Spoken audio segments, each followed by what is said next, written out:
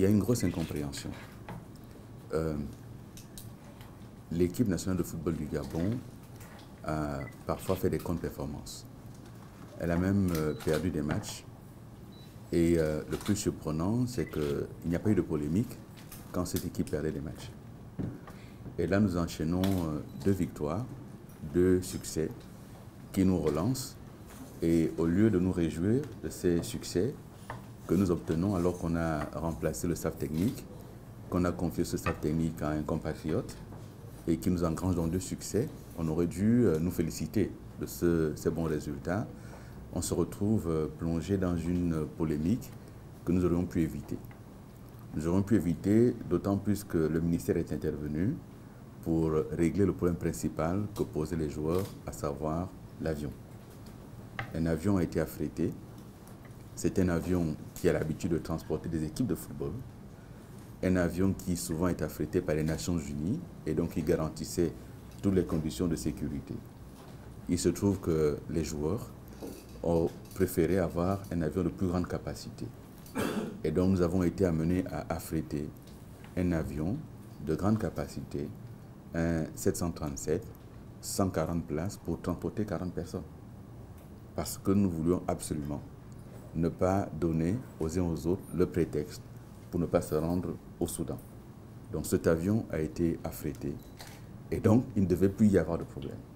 Et nous avons été simplement surpris de constater qu'il y a eu des polémiques. Et donc, le but de ce matin, c'était d'éteindre ces polémiques et de ramener la sérénité autour de la tanière des Panthères. Il se dit trop de choses.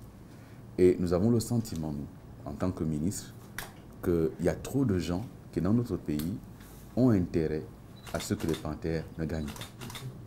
Et pas seulement un intérêt sportif ou politique, il y a même des intérêts financiers. Lorsque les Panthères ne gagnent pas, certains en tirent profit.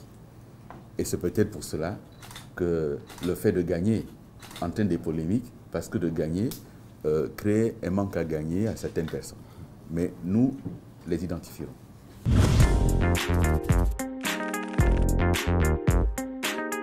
3 principales résolutions. La première, et pour rappel, l'équipe nationale, les équipes nationales sont propriété de l'État et donc sous l'autorité directe du ministère des Sports et donc du ministre des Sports.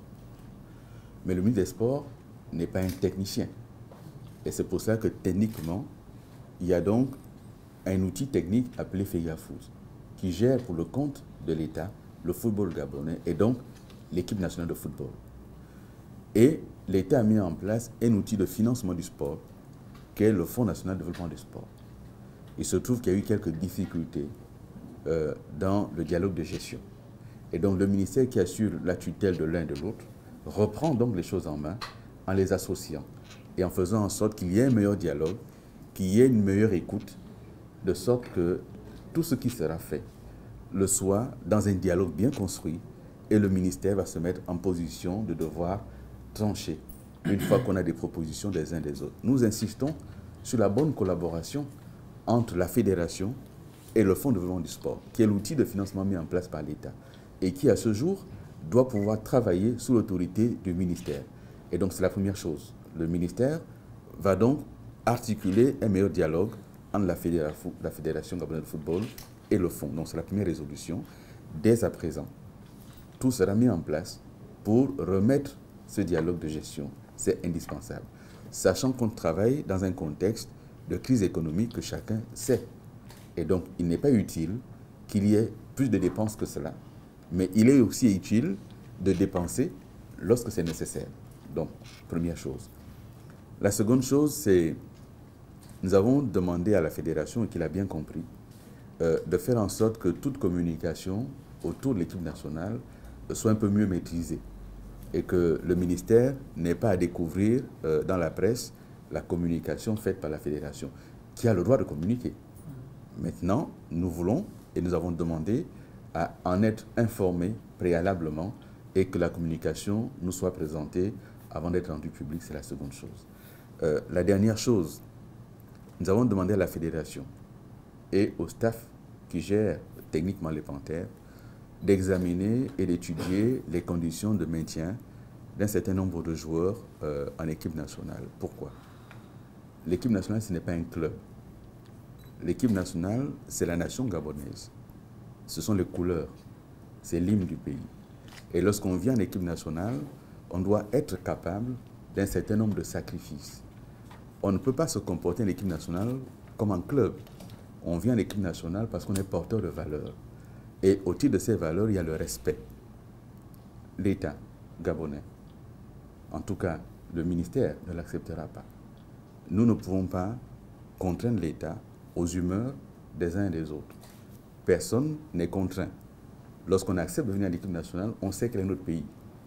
Nous ne sommes pas la plus grande nation au monde. Nous ne sommes pas la nation la plus développée, la plus puissante, mais c'est notre pays. Et il est puissant dans notre cœur parce que c'est notre pays. Donc si on ne peut pas accepter de monter dans un avion qui a été affrété et qui transporte les hauts responsables des Nations Unies, et chacun sait qu'après l'accident d'avion qui a eu la mort de l'ancien secrétaire général Daga Machol, les Nations Unies ont mis un point d'honneur à faire affréter des avions qui techniquement sont au point. Donc si on ne peut pas l'accepter et qu'on contraint l'État à faire un effort supplémentaire en allant affréter un avion qui a coûté plus de 100 millions de francs CFA et que derrière ça, on n'est pas capable de venir, il faut donc s'interroger sur la nécessité de continuer en équipe nationale. Je l'ai demandé à la fédération qui va donc examiner.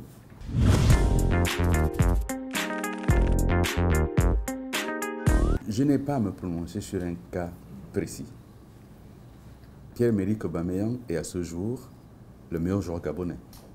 Il est en tout cas celui qui a porté le plus de performances pour le pays dans ses clubs.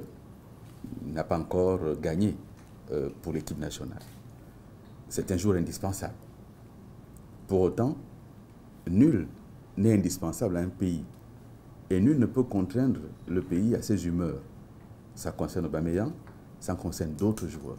Ce que j'ai demandé, et qui est très clair, c'est que tout joueur appelé à une équipe nationale, j'ai demandé qu'une charte soit élaborée, une charte d'engagement pour les joueurs en équipe nationale. Nous connaissons des footballeurs africains qui, parce qu'ils tenaient à leur pays, ont été amenés parfois à payer les billets d'avion pour leurs coéquipiers, ont été amenés parfois à payer des primes pour leurs coéquipiers. Nous en connaissons. Nous avons vu pour l'Euro, on a vu le capitaine du Portugal, Cristiano Ronaldo, porter l'équipe. Blessé, il était au banc de touche. Alors, l'équipe nationale ne vient pas à la carte. On ne se dit pas tel match je le fais, tel autre je ne le fais pas. L'équipe nationale, on y vient parce qu'on joue pour son pays. Et si on n'est pas capable de jouer tous les matchs de son pays, bah, qu'on se désiste et qu'on ne vienne pas en sélection nationale. Voilà, les choses sont très claires. Mais moi, si je prends une telle décision, elle devient une décision politique. Ce n'est donc pas à moi de la prendre. Je mets chacun devant ses responsabilités. J'indique aux joueurs que lorsqu'on est en sélection nationale, on a un engagement, on est un modèle, il y a une forme d'exemplarité. Et qu'on n'a pas le droit de demander à son pays des sacrifices et ensuite, pardonnez-moi l'expression, de faire un bras d'honneur à son pays. Parce que moi, je l'ai reçu comme un bras d'honneur fait à la nation. C'est inacceptable.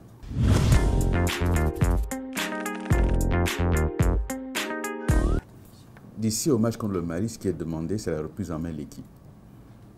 Daniel Cousin et son staff doivent nous qualifier. C'est la mission qu'ils ont reçue.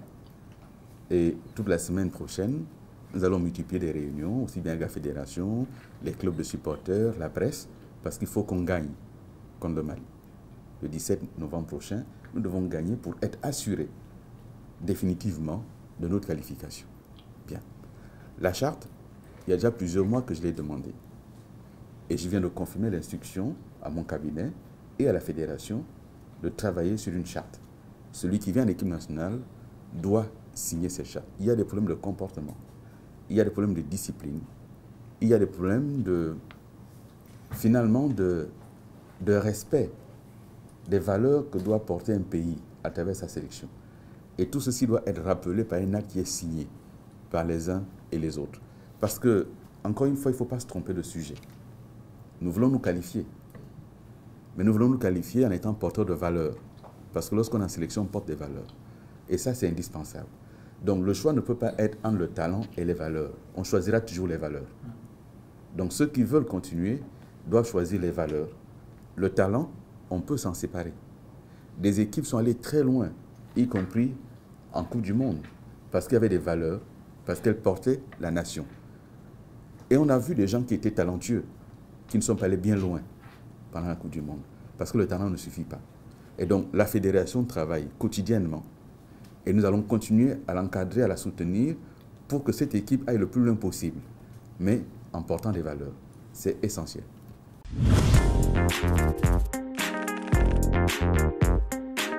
Il faut qu'à un moment donné, on redevienne serein. Les primes ont été payées aux joueurs. Les primes ont été payées aux joueurs. Je me suis refusé, en tant que ministre, à aller voir les joueurs avant match. Je vais les voir souvent après le match. Après le match, je suis descendu au vestiaire en présence de la FIGA Foot voir les joueurs.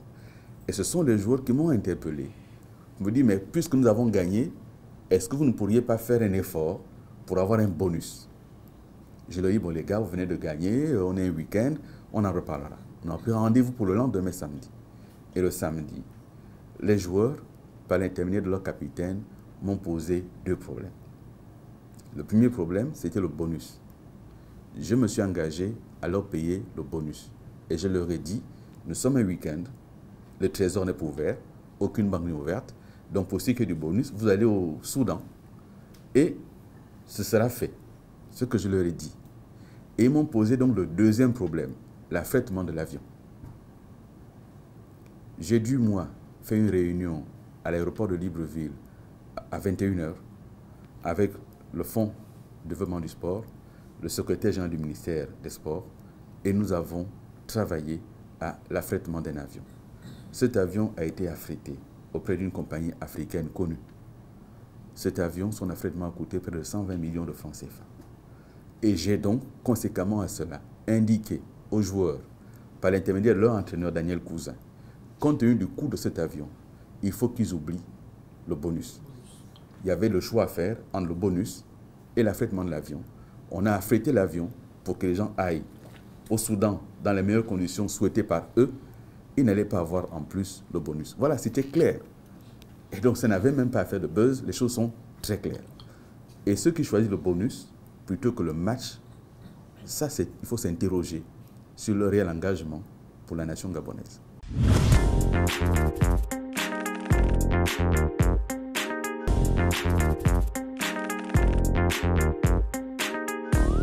Ce sont des choses que nous allons examiner à froid. Lorsque j'ai indiqué le nécessaire dialogue de gestion, c'est pour examiner à froid. Ce que je sais, c'est que chacun veut que l'équipe soit performante. Ce que je sais aussi, c'est que nous vivons une situation économique difficile et qu'il nous faut faire des choix. Et nous ferons les choix les meilleurs pour l'équipe. Après, la question de savoir est-ce qu'il y a eu surfacturation ou pas, ce sont des questions qu'on va examiner au cas par cas, détail par détail. Et si les choses sont révélées, je vous en informerai.